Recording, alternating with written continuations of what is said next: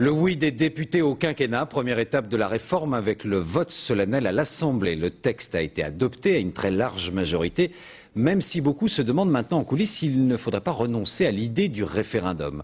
À l'Assemblée, Michel Lemerle et Guy Sabin. Pour 466, l'Assemblée nationale a adopté. Le quinquennat a adopté à plus de 90% des votants à l'Assemblée. Du PS au RPR, 5 des 6 groupes parlementaires avaient appelé à soutenir le projet. Et pourtant, on a rarement vu une réforme approuvée avec autant de voix et aussi peu d'enthousiasme. Un vote sans surprise, je crois que c'est un vote de raison. La plupart de ceux qui ont voté auraient souhaité autre chose, mais on fait avec ce qu'on a.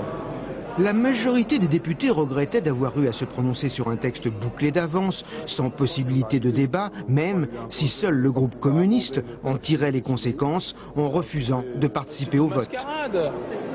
Il faut un débat, un grand débat sur les institutions de la France, parce que ce qui vient de se produire, donc nous inscrivons une position de refus de vote. Restent maintenant les prochaines étapes plus délicates à franchir, le vote du Sénat à la fin du mois, et s'il est positif, le choix du président de la République entre référendum ou congrès. Je suis pour l'utilisation de la procédure référendaire.